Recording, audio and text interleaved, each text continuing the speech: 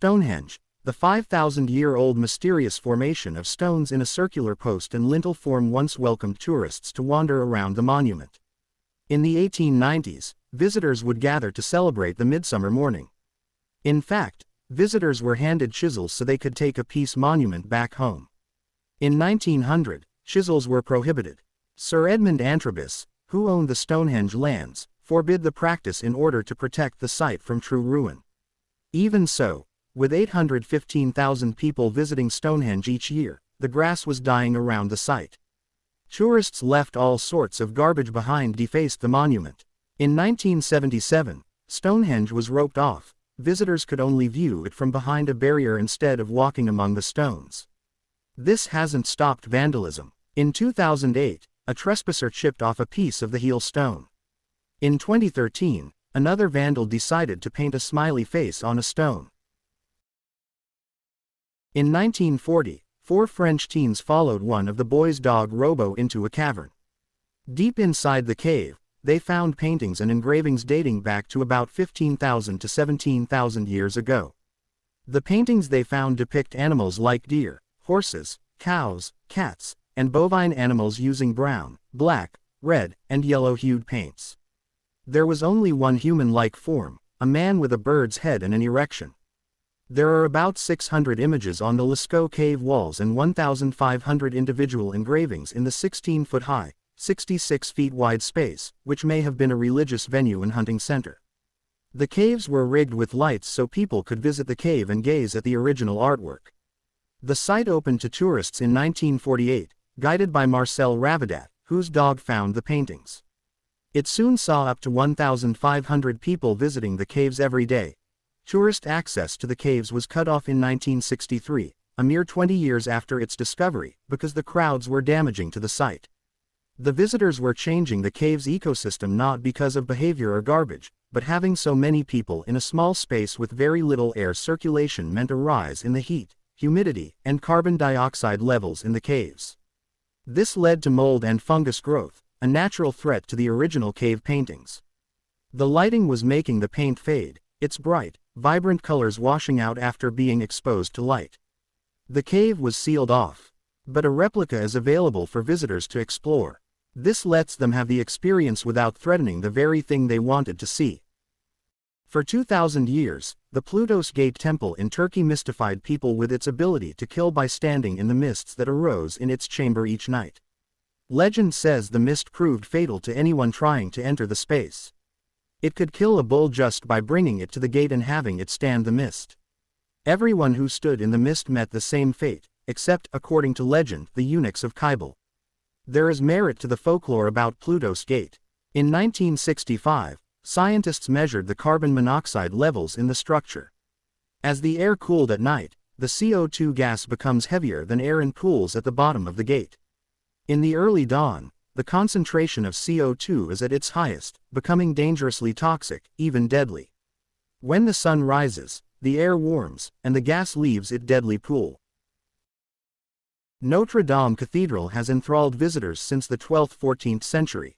Visitors could walk its aisles, get up close to the columns, statues, explore the crypts and tombs, and even climb 387 stairs to the top of the cathedral to look at the spectacular Parisian cityscape.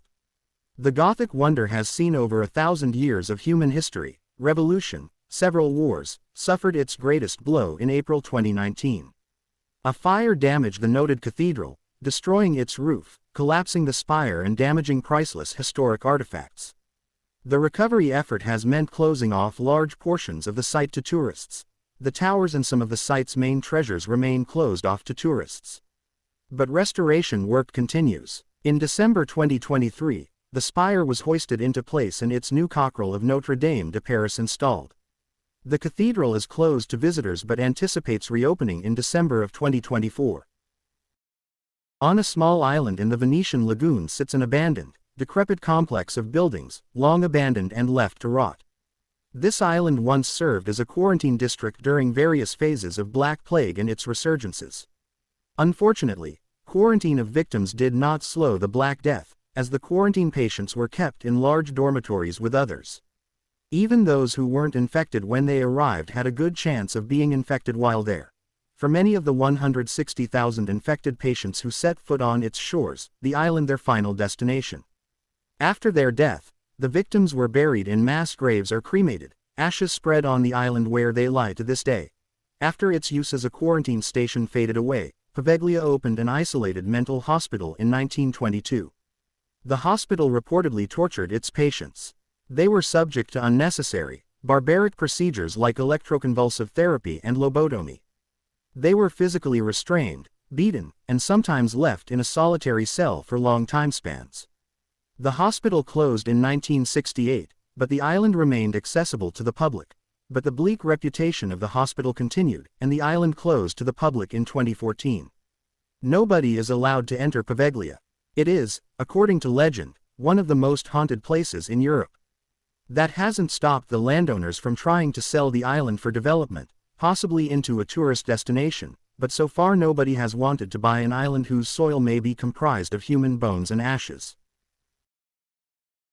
Chichen Itza, the center of Mayan power and religion from 600 CE to 1200 CE, was abandoned and left to ruin. Rediscovered in the mid-1800s, it later opened for visitors.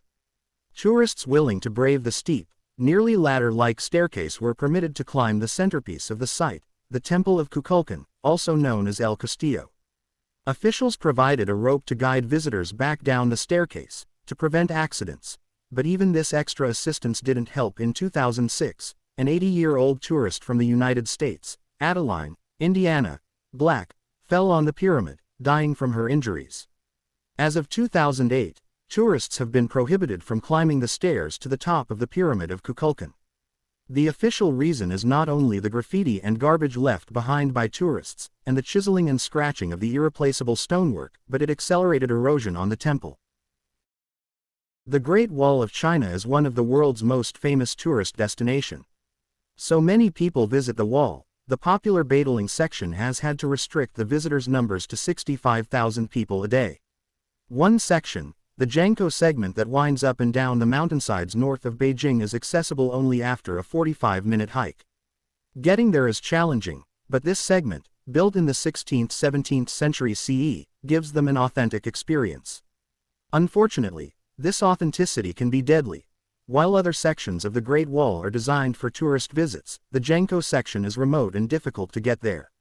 Once explorers arrive at the spot, they are greeted with a crumbling, steep, slippery when wet and unforgiving relic of the Ming-era section of the Great Wall. Since the segment is so remote and not a tourism hotspot, it hasn't had the continuous maintenance and preservation work seen on the Badaling section. Parts of it have dangerously eroded, some have collapsed completely.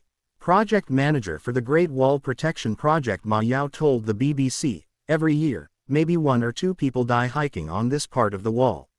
Some from hiking and falling down, dead, and some from being hit by lightning." While visitors aren't prohibited from visiting the wall, it's not easy to get to, challenging to climb, and its steep design, narrow passages, and eroding architecture make it a particularly dangerous destination. It is out of reach for the casual tourist, recommended only for the most experienced hikers and climbers.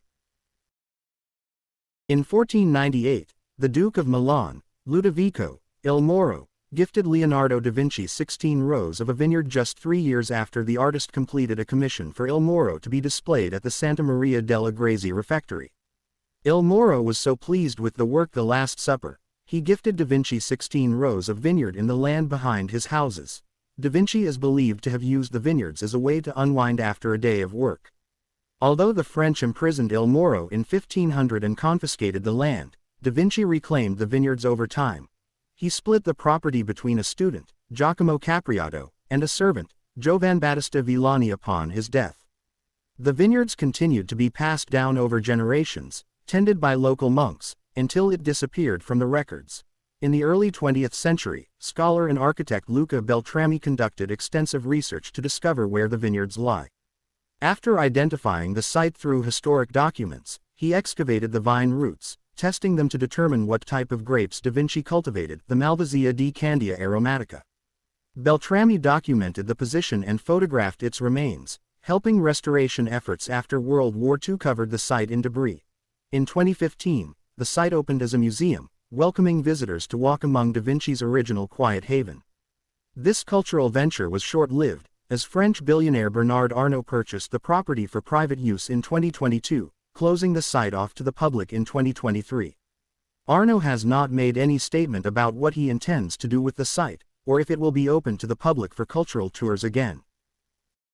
Old Faithful, the reliable geyser in Yellowstone, has reliably spewed its steamy waters to the delight of the tourists. Early explorers in the area would get up close to the geyser's opening to toss their clothes in the hole. The 350F 176.6 C steam and 204F 95.5 C would steam clean the clothes, launching them out of the geyser during its eruption. But one thing tourists forget about geysers like Old Faithful and Yellowstone hot springs is that they are, in fact, geothermal land features. They are literally heated by subsurface magma. After years of people falling into geysers and hot springs, scalding them to death and dissolving their flesh, the National Park Service constructed dedicated paths and a viewing platform for these features, including Old Faithful. Visitors are repeatedly instructed to stay on the path to avoid a painful, burning or dissolving death. When the Statue of Liberty opened to the public, visitors were welcome to climb up a steep ladder inside the arm, only 12 at a time, and step out onto the torch for a magnificent view of New York's skyline. If, that is, they were brave enough to withstand the shaking these climbers would feel from inside the arm. On July 30, 1916, nearby Black Tom Island suffered an explosion later blamed on German agents at the armaments production facility. When the Statue of Liberty was hit by some of the Black Tom shrapnel, officials closed the torch off for visitors. The National Park Service cites the Black Tom explosion as the reason the torch is closed but has not officially stated why it hasn't reopened for over 100 years. There may be concerns about deterioration from visitors making the climb, or its long-term ability to sustain the weight. Near the New York Public Library, on 6th Avenue between 43rd and 44th Street, the New York Hippodrome loomed over the city. The Hippodrome opened in 1905. With 5,200 seats, it was 12 times larger than any other theater in the world. Audiences flocked to the Hippodrome for vaudeville performances or after 1925 to watch a motion picture accompanied by a Midmer-Losh 2-manual 5-rank organ. It attracted acts like Harry Houdini and vast circuses. But the facility was expensive to maintain and operate, and with the advent of talking pictures, the audiences weren't flocking to the Hippodrome's theater. The Hippodrome went from the shining jewel of amusement to a defunct, extra-large facility. The amusement center closed in 1929, opening briefly for a performance of Billy Rose's Jumbo Circus in 1935. It closed again after 6 months, rarely opening its doors again. The Hippodrome was demolished in 1939. Vance Creek Bridge, one of the tallest bridges in the U.S. at 347 feet tall and 800 feet long, opened in 1929 for train passage. It crossed a river through a dense forest with Mount Rainier in the background. Decommissioned in 1950, it faded into the realm of nearly forgotten local landmarks. But its picturesque setting became a popular spot for social media photographers. The photographs became more and more daring. People sat along the ends of the bridge over the 300-foot drop. Graffiti and vandalism, even arson, became more problematic. Out of concern for public safety and problems with visitor behavior, the bridge was closed off and the wood removed from the tracks. While the ties have been removed, the bridge still stands with no current plans to demolish it, but it is closed off to the public by the current landowners, Green Diamond Resource Company. On April 9, 1912, wealthy patrons of the Southwestern Hotel retired to their rooms, making sure to get some rest before their big voyage the next day. The hotel's luxuries offered guests 3 options for restaurants' porters to help them get to and from the ships, and soft beds. The next day, on April 10, the guests went to the White Star Dock, to be part of the Titanic's maiden voyage. Many of these guests were first-class passengers on the ship. They would never set foot on land again. The Grand Hotel today is a privately owned apartment complex. The luxurious hotel rooms that housed prestigious Titanic passengers has been divided into 94 luxury apartments and 15 studio apartments.